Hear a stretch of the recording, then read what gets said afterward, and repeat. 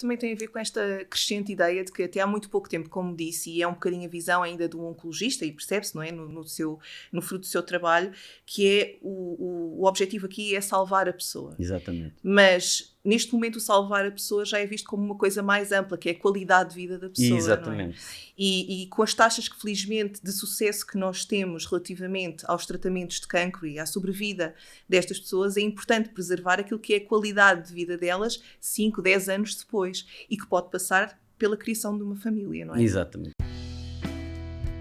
Começa agora um novo episódio do Cancro, um podcast que explora diferentes dimensões do cancro em 40 minutos de conversas entre cientistas, médicos, doentes e que conjuga informação e testemunhos da primeira voz.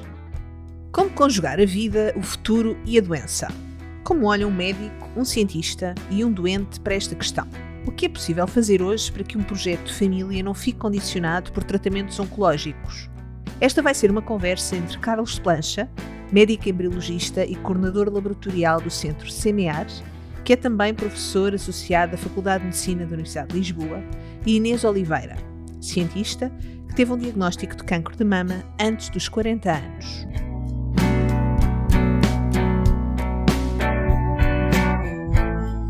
Olá, Carlos. Olá, Inês.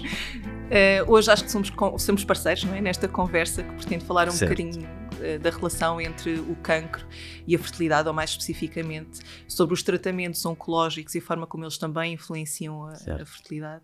Mas, se calhar, para quem nos está a ouvir, eu ia começar por perguntar, Carlos, para se apresentar também um bocadinho, O que é que faz o embriologista? Ok, com todo o gosto. O embriologista é, então, um técnico de saúde que surgiu com o início dos tratamentos de reprodução assistida e, portanto, hoje e tem vindo a ser mais objetivada à medida que tem havido desenvolvimentos técnicos do que é necessário fazer para levar a bom termo, conseguir proporcionar a um casal infértil uma descendência, uma criança. E então, basicamente, o que nós, maneira simples de dizer o que é que o componente do embriologista faz numa equipa de reprodução, é que é a pessoa que lida diretamente com os gametas, portanto ele vai manipular, vai lavar, preparar os gametas, espermatozoides e óvulos ou ócitos, e os prepara para a fertilização e manipula também os embriões na sua fase mais inicial, nós chamamos o embrião precoce, na sua fase antes de implantar no útero. E, portanto, como isso in vivo ocorre em suspensão, foi fácil, entre aspas, não é? Mas foi mais adequado passar para uma situação in vitro e pode-se manipular todos esses eventos que têm lugar nessa fase inicial, até que depois tem de ser colocado novamente no útero para que possa implantar e prosseguir o desenvolvimento. E depois, isto começou por ser o trabalho core do embriologista. Depois, à medida que avançaram as técnicas, começaram a surgir mais aspectos que o embriologista também tem que fazer, sempre porque manipula essas células. Os dois gametas, espermatozoides e óvulos, e os embriões na fase inicial. Por exemplo, tudo o que tem a ver com a maturação de algumas células, nós podemos apanhá-las um bocadinho mais imaturas e podemos cultivá-las até à fase em que estão funcionais para depois então prosseguir com a fertilização e desenvolvimento. Podemos guardá-las, temos que as criopreservar para utilização futura e cada vez há mais situações em que isso é adequado. E no caso dos embriões, precisamos de os analisar muito bem morfologicamente e com outro tipo de técnicas para tentar hierarquizá-los em termos daqueles que têm mais probabilidade de originar um bebé e os que têm menos, para começar por transferir os que têm mais hipótese e, por vezes, em certas situações, por exemplo, de patologia genética, poder fazer uma pequena biópsia, retirar um conjunto de células do embrião antes de o implantar, para que possa ser analisado e depois, se estiver livre dessa patologia, então poder ser implantado e, portanto, assim quebrar, digamos, o circuito de transmissão de uma doença genética à descendência, por exemplo. Portanto, o tipo de atividades do embriologista é realmente em torno destes 3 conjuntos que eu disse, mas tem-se expandido e cada dia, hoje em dia, já nas várias clínicas temos uma equipa de embriologia. Já não é possível, como no início, ter uma pessoa ou 2, temos que ter uma equipa porque há muitas tarefas a fazer. Que giro. E depois fiquei curiosa, eu tenho a ideia de que tem vindo a aumentar o número de pessoas que têm procurado estes tratamentos de fertilidade, talvez também porque as pessoas são mães e pais cada vez mais tarde, não é? Exatamente. Devido à sua própria vida profissional, etc. Mas quem é que são as pessoas que maioritariamente o procuram? São as pessoas que surgem como casais, surgem de forma individual como mulheres e homens com uma determinada patologia? Sim, isso tem-se vindo a modificar e essa modificação também teve que ver com a própria legislação, não é? Porque no início estas técnicas de procriação medicamente assistida estavam vocacionadas para casais heterossexuais com infertilidade, portanto tinha que ser demonstrado ou tinha que ser procurado as razões para essa infertilidade dentro deste contexto de um casal heterossexual.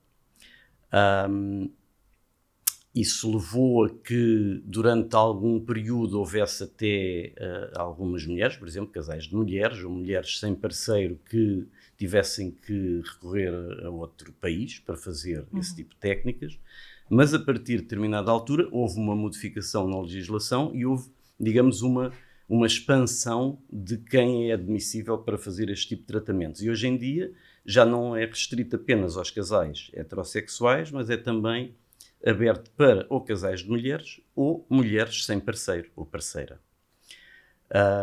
E, portanto, neste momento, esse é o conjunto de pessoas que procuram uma clínica de fertilidade. Claro que aquilo que estavas a dizer em relação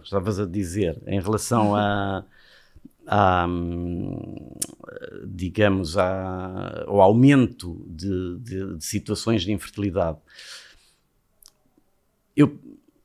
é genérico, não sou eu que penso, é genérico perceber que tem havido, sobretudo nas sociedades urbanas, um adiamento da idade de ter o primeiro filho do casal, mas mais importante da mulher, não é? E à medida que a idade vai avançando, a verdade é que a fertilidade da mulher vai diminuindo e começa a diminuir abruptamente a partir dos 35. E, portanto, aquilo que se pensa, eu adio e depois não vai haver nenhum problema em tentar engravidar, às vezes detecta-se que, pronto, as pessoas têm mais dificuldade, o tempo vai passando e, por vezes, surgem casais que já estão numa fase que já não é fácil. Por vezes até tem de se recorrer a outros gametas de dadores para conseguir levar o seu projeto, digamos, de maternidade a bom porto. E, portanto, esse aspecto também foi um adicional que teve que haver alterações legislativas para permitir essa possibilidade de utilizar dadores. E isso é importante que haja também num determinado país bancos de células de dadores para poderem fornecer às várias clínicas que dele precisam. E aí, enfim, nós pusemos a legislação de facto a funcionar muito bem, mas essa parte de funcionamento de prático ainda não está a funcionar muito bem e muitas vezes nós temos que recorrer a bancos exteriores ao país, tanto para ovócitos como sobretudo para espermatozoides. E há pouco em off estávamos a falar também da importância do que são estes bancos de dadores, não é?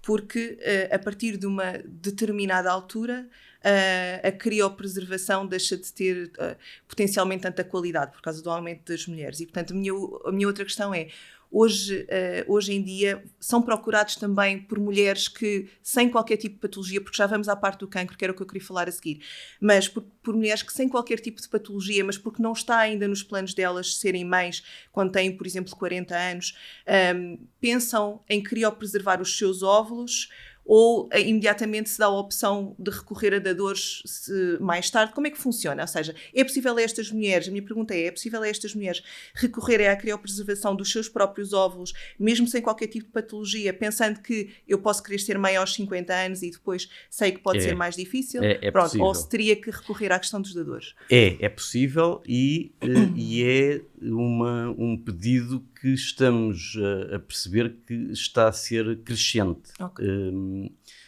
Claro que uma das razões é porque inicialmente não se sabia, não se percebia que era possível fazer, e cada vez mais há mulheres que nos procuram exatamente nesse sentido. Portanto, será uma razão que nós costumamos dizer mais de tipo ou social ou mais relacionada com a idade, porque sabendo que as taxas de sucesso vão diminuir abruptamente a partir dos 35, 37 anos, será muito mais importante ter oócitos antes dessa idade em que começa a diminuir, guardados, porque eles, digamos, preservam as suas características de potencialidade do que tinham à data da colheita, não é? E, portanto, de facto, no âmbito da chamada da preservação do potencial reprodutivo, nós temos, no caso feminino, não apenas situações de patologia, em que a patologia oncológica é a mais importante, mas existem algumas outras muito particulares que, por virtude de irem fazer o mesmo tipo de tratamentos, também têm a mesma consequência e, portanto, também têm indicação para fazer a preservação, mas também por mulheres que pretendem apenas adiar a sua gestação por diversas razões profissionais. A mais frequente é não existir uma relação estável, não existência de parceiro, mas que querem salvaguardar essa possibilidade para mais tarde poderem usar os seus óvulos, é verdade. Então, e se nós entrarmos agora na questão do cancro especificamente, a maior parte atrevo-me a dizer que a maior parte dos doentes oncológicos passa por um processo de quimioterapia com fármacos diferentes, que têm obviamente impactos diferentes, e muitos ainda por um processo de radioterapia. Qual é o impacto destes tratamentos na fertilidade feminina e masculina, e se há diferenças? Há algumas diferenças, mas, digamos, o impacto nas células germinais acaba por ter o mesmo grau de impacto, mas com a diferença da fisiologia, ou seja, a mulher tem os seus gametas num pool finito, enquanto que os homens têm os seus gametas, existe um pool de células estaminais germinais. E, portanto, mas essa diferença é uma diferença prévia, não tem diretamente a ver com o tipo de tratamento. E, portanto, o que acontece é que existe esse impacto variável dos diferentes tipos de tratamento, sejam eles de quimioterapia ou de radioterapia, que vai ter, claro, como objetivo eliminar as células malignas, mas, como efeito acessório, vai eliminar células que estão particularmente fragilizadas em termos de divisão e, portanto, células que ou têm também muitas divisões, não é? Nessa mesma altura dos ciclos, e que, portanto, essas vão ser afetadas. E aí essa consequência é uma consequência transitória, porque muitas vezes não são afetadas as células estaminais, porque elas têm um ciclo muito mais lento e, portanto, conseguem, pelo menos algumas, e como as células estaminais nós consideramos sempre em termos de população, algumas vão persistir e, portanto, passado algum tempo vão repor a situação. No caso de feminino, não existindo essas células estaminais, elas estão realmente em quiescência e, portanto, se nós pensássemos apenas no ciclo celular, portanto, elas estão numa fase ainda muito imatura, como se fossem gametas muito pequeninos e imaturos, nos seus folículos primordiais no ovário, e elas estão em quiescência, quer dizer que não estão em atividade de ciclo meiótico, elas ainda estão em ciclo meiótico ativo. Mas acabam também por ser afetadas ou diretamente, porque já estão com características, são células que estão com uma meiose interrompida e, portanto, têm podem ser afetadas por esses fármacos ou radioterapia. Ou então, outra coisa que também é específica da parte feminina, os folículos em fase mais avançada, que estão em crescimento ativo, são afetados. E eles, ao serem afetados, vão desaparecer, portanto vão entrar em atresia e vão ser reabsorvidos. E eles, na realidade, estavam também, entre outras coisas, para além de se estarem a desenvolver, para dar as tais ovulações cíclicas, etc., eles estavam também a mandar uns sinais para aquele pool de células quiescentes para elas continuarem quiescentes. Ao desaparecer todo esse conjunto mais avançado de folículos, esses sinais deixam de estar no ovário e os folículos primordiais que estavam lá quiescentes para suportar uma vida fértil até aos 40 e tal anos, vão pensar que já têm poucos, têm que se começar a desenvolver e há um esgotamento da reserva ovárica. E, portanto, muitas vezes a consequência na parte feminina não é necessariamente por uma ação direta, mas depois por uma indireta que, como consequência, há essa diminuição. E, portanto, digamos, existem, claro, algumas diferenças, mas que são sempre baseadas na fisiologia. Giro. É muito engraçado a forma como fala, porque parece que nós estamos a ver a história a passar à frente. É um ótimo orador, Carlos, e um ótimo colega nesta conversa. Obrigado. E aproveitar também para lhe perguntar, tendo em conta isto que disse agora e a dificuldade que pode haver depois, então, a uma mulher, sobretudo, mas a homens também, que fazem os tratamentos de quimioterapêuticos, de radioterapia, etc., como consequência de um cancro, seria de pensar que se estas pessoas pelo menos estivessem a pensar em ter filhos ou considerassem ainda essa hipótese, que lhes fosse oferecida, ou que pelo menos lhes fosse feita uma sugestão no sentido de tentar preservar, não é, esta sua potencial fertilidade. É isso. Faz sentido? Faz muito sentido e tem havido um movimento, digamos, é um subgrupo na área da reprodução que se tem dedicado especificamente a essa área, que é o chamada oncofertilidade, e que são pessoas que são mais vocacionadas para toda a questão da criopreservação e, portanto, dessa parte técnica, porque tem havido evolução técnica nessa área, sobretudo em relação à criopreservação do gâmeta feminino, dos oócitos, mas que têm, digamos, uma visão um bocadinho mais geral da situação e também estão interessados em interagir com a equipa de oncologia, alertá-los, ter um contacto frequente, mais presente e, portanto, gradualmente começar a colocar na cultura do oncologista, que tem a sua cultura, digamos, da sua matriz, o tratamento é a eliminação daquela patologia e depois se verá o resto, começar a incutir-lhe que é importante, dado até a grande eficiência que cada vez mais têm muitos dos tratamentos,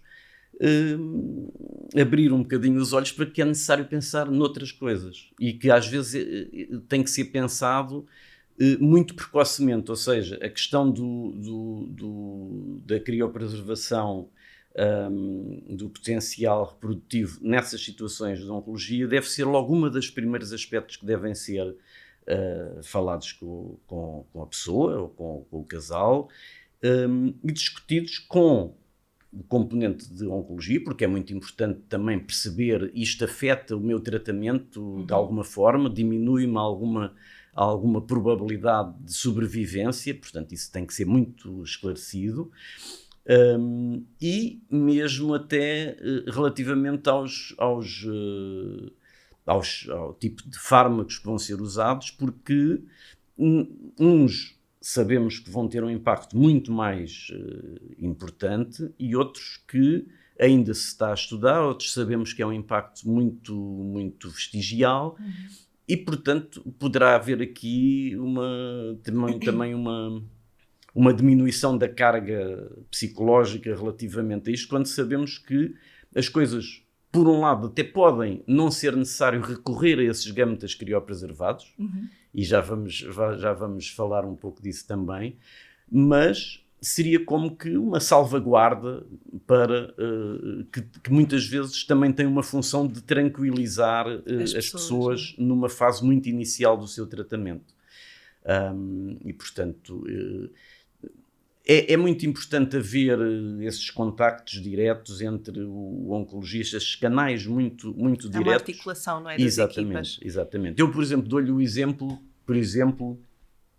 na questão da reprodução e das urgências e tal. A reprodução é uma coisa pensada, demora o seu tempo e tal, e não há propriamente urgências. Portanto, as clínicas de reprodução, dependem, não têm um serviço de urgência ou não tinham um serviço de urgência aberto.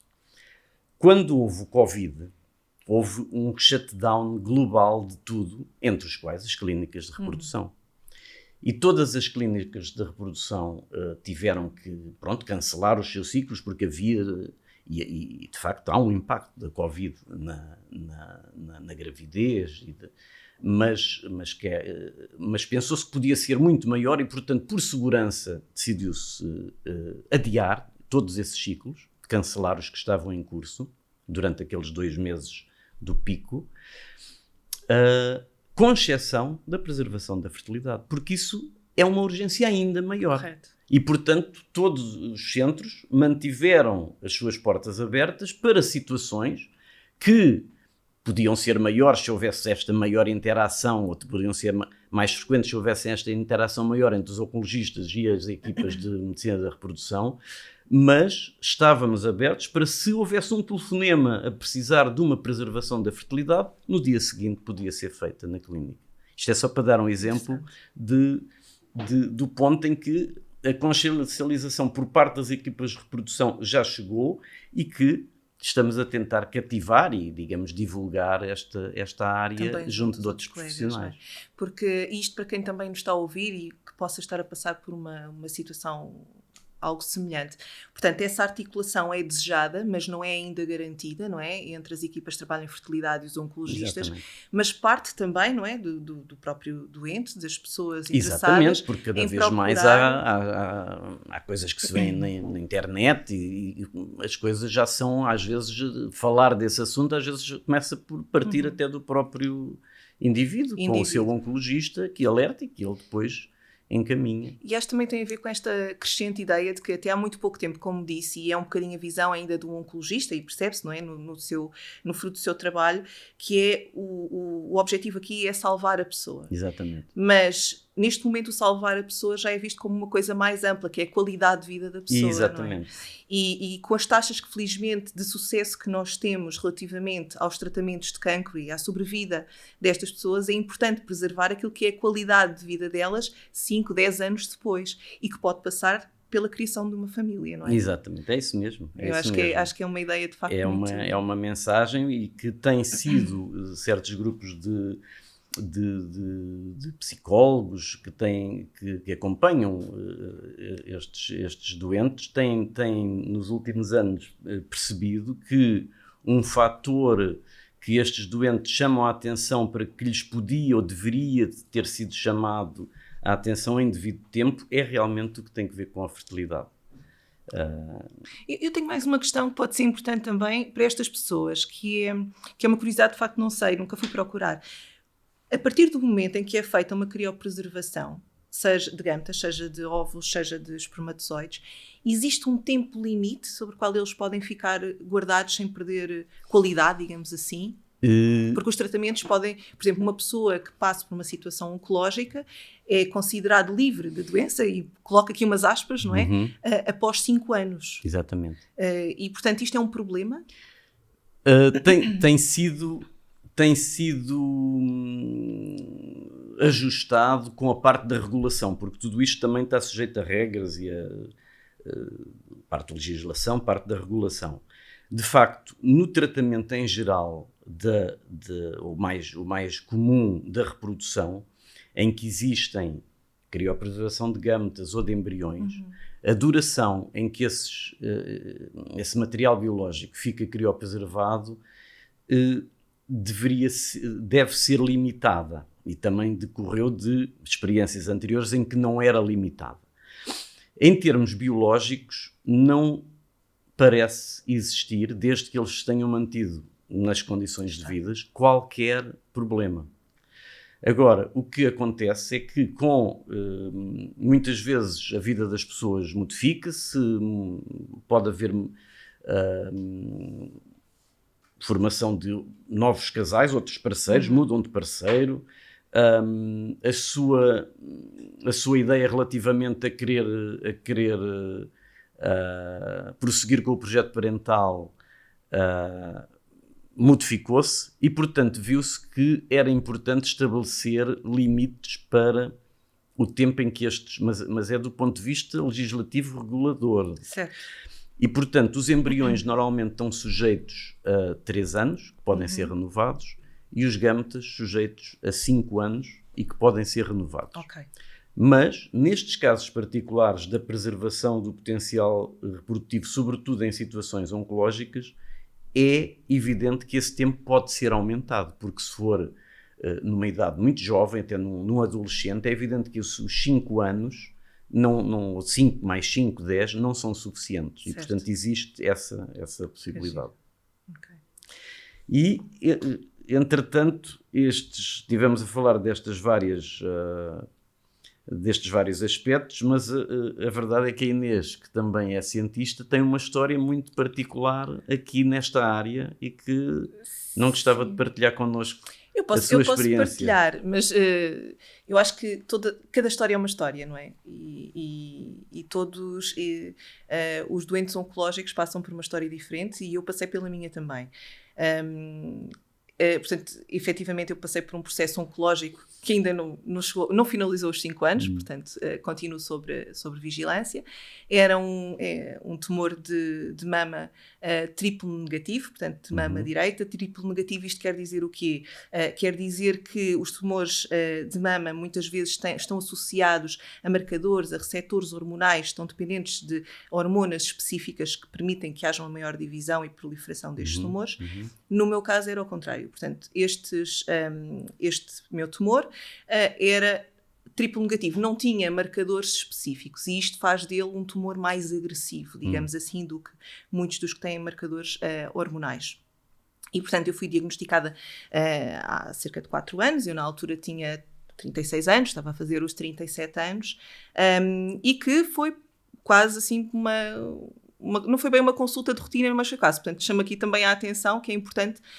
Eu achava que havia qualquer coisa, andava-me a sentir muito cansada, havia uma série de outros sintomas, e comecei os exames de palpação, que são extremamente importantes, e comecei a sentir um pequeno nódulo. Foi uma consulta na altura até de clínica geral, foi feito, na altura não foi logo feito uma mamografia, mas uma ecografia mamária, e foi detectado um pequeno nódulo que aparentemente era benigno, tinha um contorno circular esférico muito bem definido, e pelo próprio tamanho não apresentava características para ser biopsado. Portanto, a partir de cerca dos 2 centímetros, penso eu, é feita imediatamente uma biópsia, neste caso não apresentava características. E eu, como sou muito descontraída com estas coisas da saúde, continuei a minha vida, mas por acaso tinha uma consulta marcada na minha ginecologista que é mais atenta do que eu. E então, quando fui à ginecologista, mostrei os exames, ela disse, Inês, olha, fez a palpação e disse-me, olha, eu acho que isto não é nada para te preocupares, é muito comum aparecerem aquilo que nós chamamos os tumores benignos, não é? E provavelmente é uma coisa destas. E eu ia sair a porta, e portanto a indicação que eu tinha era para um seguimento após 8 meses. Okay. Eu ia sair a porta quando ela me disse, espera lá, só para eu ficar descansada, como fizeste uma ecografia mamária, vamos fazer também uma mamografia. Vais esperar 1 mês e vais fazer novamente estes exames. Pronto. Então, eu não fiz ao fim do mês, fiz ao fim do mês e meio, porque eu deixo sempre arrastar estas coisas, e a verdade é que aquilo que era um nódulo perfeitamente regular, com cerca de 1 centímetro, 1,5 centímetros, tinha crescido para quase 5 centímetros. E tinha já uma morfologia invasiva, digamos assim, portanto, estrelada. E ficou muito claro apenas pelas imagens ainda antes de fazer. Isso, provavelmente o exame também permitiu ver mais detalhe que o primeiro não conseguia ver. Exatamente. Não é? Portanto, e acabámos por perceber que aquilo, como ela dizia, isto não é para amanhã, isto é para ontem. E eu comecei todo o processo. Sobre o processo, eu acho que foi um processo como aquele que a maior parte das pessoas com tumor de mama passa. Portanto, eu tive que fazer, como o tumor era muito grande, eu tive que fazer uma quimioterapia antes de uma cirurgia com o objetivo de reduzir a massa tumoral. Fiz antraciclinas e taxóis. Eu não queria entrar aqui em detalhes de químicos, mas quem está a passar por isso provavelmente são nomes que conhece, ou seja, na sua essência são químicos, não é? Fármacos, que vão interagir com as células e que vão matar ou pelo menos vão impedir a divisão das células. Eles são generalistas, portanto, eles podem atuar sobre qualquer célula no nosso corpo, nomeadamente os gâmetas. Exatamente. Aquilo que acontece é que eles, como o Carlos disse há pouco, eles atuam sobretudo nas células que estão em divisão. E, portanto, são estas as células que vão ficar mais fragilizadas e serem atingidas pela quimioterapia. E quais são as células que estão em maior divisão naquele momento, ou pelo menos que nos interessa eliminar, são efetivamente as células tumorais. Portanto, e fiz durante um conjunto de vários meses estes fármacos, houve uma redução da massa tumoral, passei por aqueles processos todos da perda de cabelo, que as pessoas, a alteração de imagem, que é obviamente difícil para toda a gente. Para mim, por exemplo, a perda de cabelo foi uma coisa que mexeu comigo como eu não estava à espera. E depois fiz a cirurgia, e durante a cirurgia é sempre retirada uma peça para análise. Mesmo que pareça que nós já não temos lá nada, é retirada uma peça para análise. E nessa análise histológica percebeu-se que ainda havia células tumorais viáveis. Portanto, eu tive de voltar a fazer uma quimioterapia depois da própria cirurgia. E este processo demorou não chegou a 2 anos, mas mais de 1 ano e meio. E depois ainda fiz a radioterapia. Portanto, eu tive direito a tudo. Como, na verdade, acontece com a maior parte das pessoas que passa por estes casos. O que é que aqui eu acho que me ajudou muito? E atenção, porque foi a mim, porque eu acho que cada pessoa é uma pessoa e todas as pessoas vivem isto de uma forma diferente. Como o Carlos disse, eu trabalhava em investigação.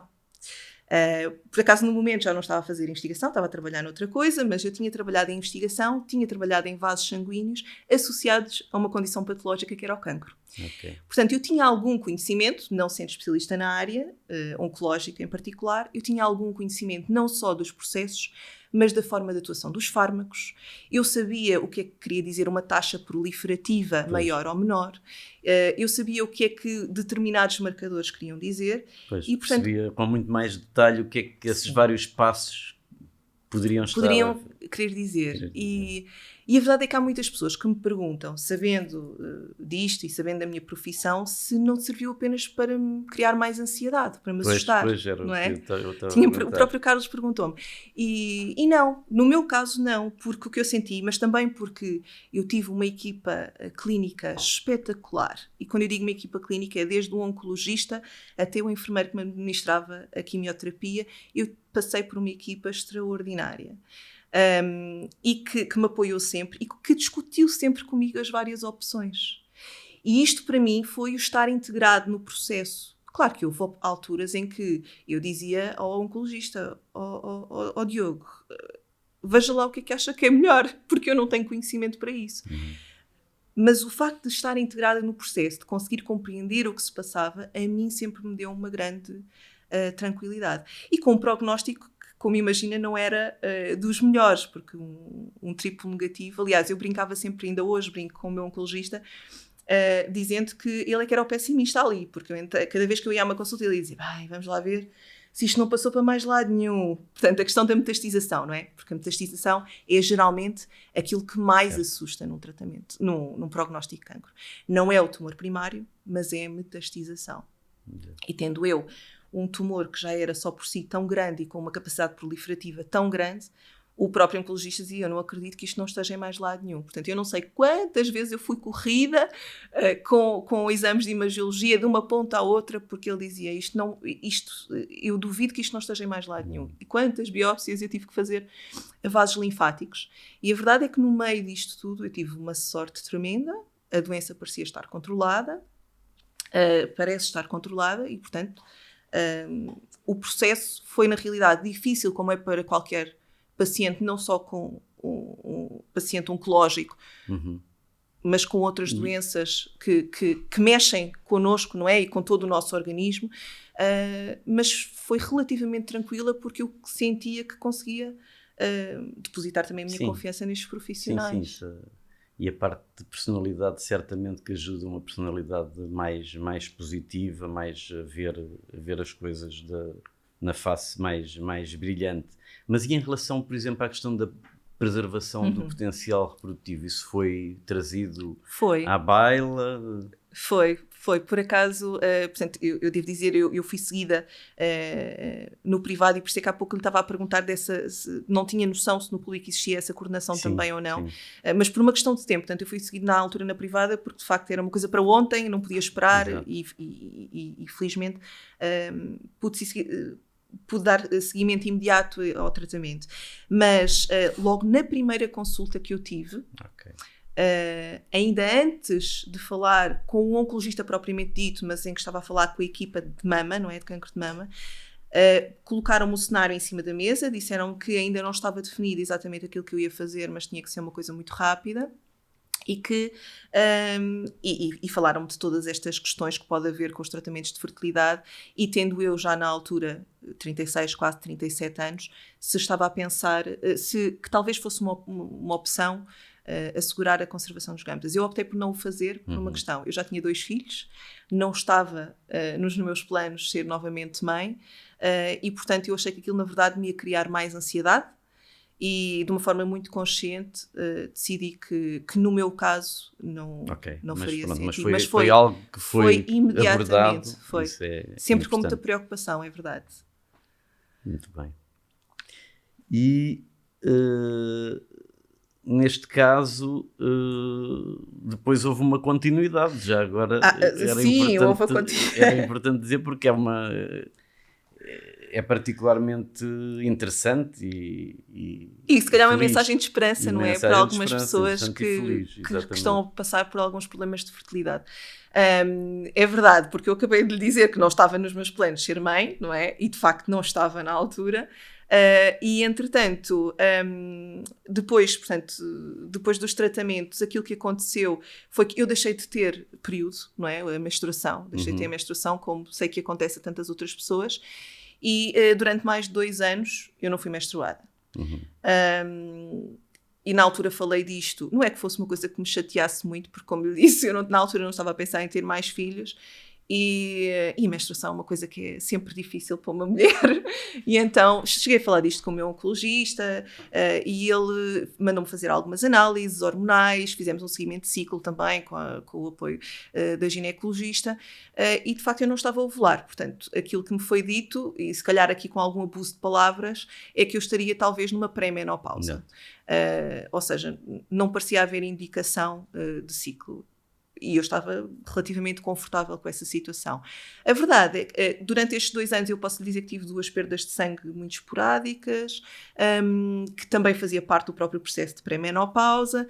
A verdade é que num conjunto de exames de rotina de seguimento oncológico que tive de fazer, eu descobri em dezembro do ano passado, portanto 2021, que afinal eu estava grávida.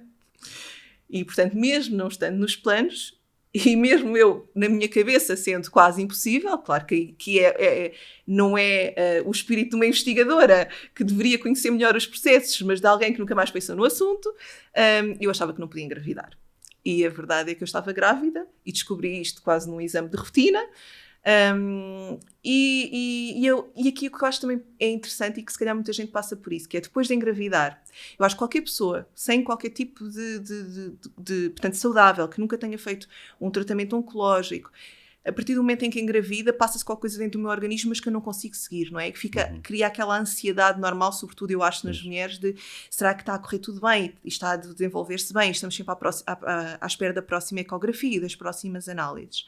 Aqui o que eu senti foi que, enquanto eu fui relativamente tranquila nas minhas outras gravidezes em relação a isso, de repente eu tinha uma nuvem sobre mim.